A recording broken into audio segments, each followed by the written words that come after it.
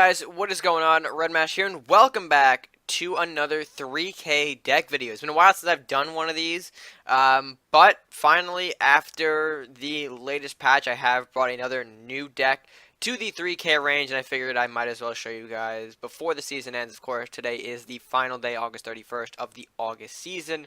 So I figured now would be a good time probably to show you guys. So if you are looking for a deck next season, or if you want to do some late day grinding, to get a higher deck, you know, to, I guess, I think I just confused myself a bit more. Anyway, um, Awaken, rank 30, of course, the deck that we showcased in the first episode of Known Combos, did make it to 3K, and now before I start this video, you guys can check out the entire placement of this deck if you rewatch my latest live stream, which is available to view in the Ranked with Red live stream playlist. Of course, that should be the latest one. So if you are looking for more matches on this deck, you can find them in that live stream. So with that being said, let's just jump right into the deck itself and show you guys what exactly we're working with if you are unfamiliar with the deck already. So here we have, of course, the Awaken deck, or at least my variation of it.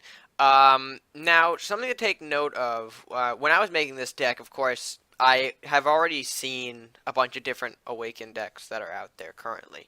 On TV, you know, if you happen to run across a purple red deck, you'll probably safely assume that, okay, this could be an Awaken deck, because they did get some pretty decent power out of this latest patch. Of course, the greatest power coming out of the Sleeping Dojo, giving the Awaken the draw engine that they kind of severely lacked and made them fall behind pre-patch.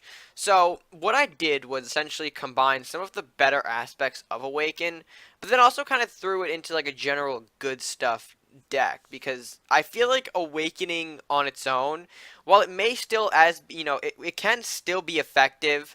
I don't think relying on the Sleeping Dojo is a good idea.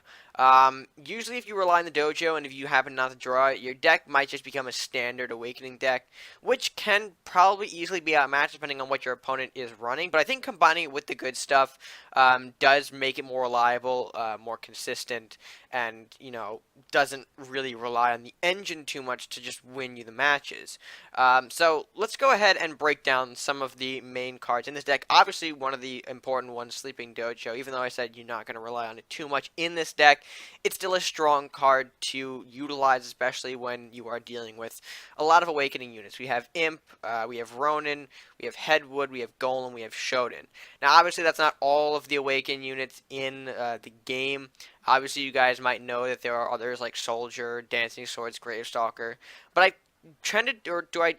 decided to focus more on the Awakening cards that I feel like are going to be the most useful to me. And obviously, you know, there are things that you might think of, like, okay, maybe Soldier might be still effective. Why didn't he include that? Some of them is some of the choices are based on personal preference as well. So obviously things like lunging attack can be swapped in for Salahar Soldier if you guys want that extra Awakening unit. But anyway, getting off topic here, those are sort of the main Awakening units of the deck: Ronin, Headwood, Golem, Shodan, and Imp. As for reawakening tools, we obviously are maxed out on Rite of Awakening and SARS. Those are going to be very important cards to continue to put on the pressure. We also have, of course, standard burn stuff that you'd find in Warlocks: Blue Fire Bolt, Defective Flame Cannon, and some other general good stuff from the neutrals that I tended to include. Obviously, Swordsman, Armory, Blacksmith, Flux, that kind of stuff. Now, as for some oddities of the deck, I do, you know, recognize that maybe everyone doesn't run the same cards I do, so I wanted to explain some of my other choices. Obviously, the first one being Pegacorn. I think it's an extremely underutilized card. And while it does create a iffy 5 goal situation, I think the Pegacorn is definitely worth it. It's kind of why I'm running 2 and 2, 2 Golem, 2 Pegacorn. I don't want to rely on Golem as sort of like the other 5 gold unit next to Headwood. So I did want to throw in Pegacorn just to be a little safer there, and plus it's immune to burns, which is still very prevalent nowadays, seeing as how Warlocks are the only ones that can carry direct damage, and if your opponent can't really remove it with a Blue Fire Bolt or a Flame Cannon, it might become a threat to them and force them to use more resources. So hence why I decided to throw in Pegacorn, and of course it does get even more scarier combining it with stat buffs from Blacksmith and Armory. So makes sense there. Another card that might be, you know, a little odd, a lunging attack. The reason why I included this is because personally I love to include lunging attack with cards like swordsman as well. And, you know, given how much, you know, how many big boys there are in this deck, a lunging attack can definitely turn the tide in your favor. It can get, you know, your units to castle faster. It could really help you remove an extra threat that you weren't expecting. Because let's not forget, it does give +1 movement, but it also gives that +3 attack, which is definitely scary if thrown on things like Swordsman, Shodan, Golem, or even something simple like maybe a Flux, Ronin, or Barbarian. Um, I think is that pretty much it? I think that is in terms of like the oddities, because I'm also looking around. Obviously, like I said, if you guys want to swap in your own sort of ideas, it's just my variation, but it has worked so far. It has gone about 9-1 after placement, so it is a very reliable deck. Not a complete 10-0 victory, but we did get a lot of wins off of this. I think the number was 9-1. You can double check in my live stream. Like I said, I did do all the placements. I think except for like maybe 2 or 3 in that live stream. So definitely check that out. So without further ado, I think that pretty much covers it for the deck. Aside from, I think I mentioned Dragon's Fire. Again, kind of a sort of other burn card that I tend to include in all my Warlock decks. But I think that covers everything. Oh, excuse me. So with that being said, I think we should jump into the matchup. Now keep in mind, this is only one match, like I continue to say. If you guys want to see more of the matches with this deck, go ahead and check out my previous live, or my latest live stream actually, for Cards and Castles. That should hold all of the other placement matches. That will show you some more power of this Awakening deck. So with that being said, let's just hop into the matchup and see what we got.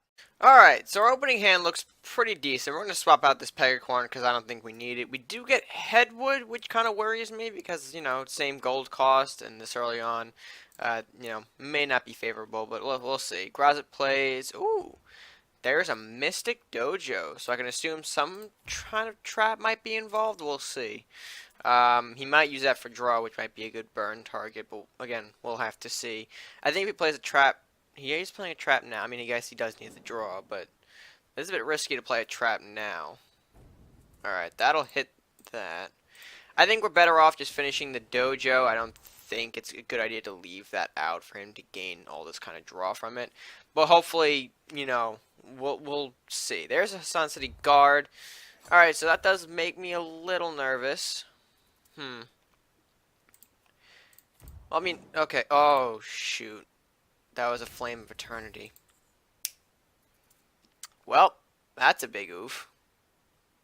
I mean, you can't really predict all these traps too well, especially because of, you know, oh no. Second dojo, huh? Any traps to follow? No. It's fine by me. I feel like I have to just get rid of this. We'll see if he has a way to just burn away my Headwood, which is right now our only kind of saving presence in this game. We are drawing a lot of our late game stuff early on, which is kind of gross, personally. Okay, there's an Unholy Altar, plus a Katana. So is that going to go for... Okay, he does want to get rid of Headwood. Oof. I don't like to get rid of Flux like this, but I have to just kind of save myself here. Smuggling Ring won't help us. Dragon Lore won't help us either. So we're just going to do a Dragon Lore play in case there is any other sort of dragon that I randomly get. You never know. It's better to play that now, cycle it out of the hand, especially because he already knows what it is. There's no point in holding on to it. He'll summon a Green Drake, though. Okay. It's quite interesting. Oh, okay, we do have this. And then we'll also play our Sentry Golem right here, because we are dealing with ninjas. So movement is still a scary thing.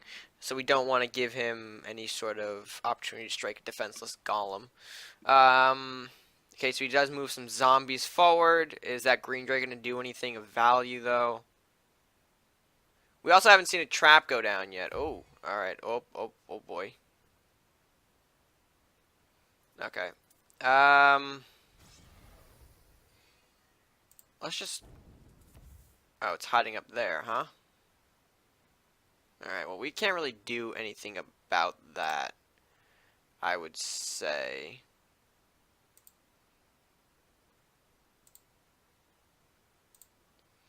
We'll do this. We'll get our guys in somewhat more of a decent attacking position. This game really hasn't gone the way I wanted it to be honest, because we aren't drawing any of our reawakening tools or our other sort of draw engines. We are just drawing generally late game things, which is not. I mean, it's not really a good showcase, I think, of the deck. Stone Drake, okay, and then I assume one of those other drakes is going to trade with me. I mean, any of them? Yes. I mean, to be fair, yeah, okay, so the Shadow Drake does trade. The Green Drake gonna get any action in. Okay, no. Hassan City Guard will come out, though. Probably not a good idea to waste my Dragon's Fire on things like that, because now he can, he knows he's free to play units like that. Okay, there's our second Shodan.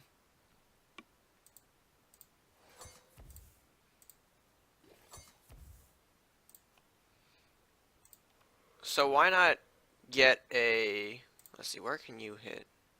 Alright, I don't think he's going to have enough, but we're going to put a Shodan a bit aggressively up there to really start targeting his buildings. We are up to about... sorry. We are getting into some late game territory here, so I am nervous. Cause I think I know personally what deck he's playing, just because I've seen it before and I've talked to Grazit about this deck. So okay, yeah, he's a little nervous, I think, for the Shodan. Shodan really has become a big boy. No, you can't really deny that. So, oh, okay. I think what we're gonna do here is this. We'll trade you, and now our first reawakening tool. He comes up. All right, beautiful, and then.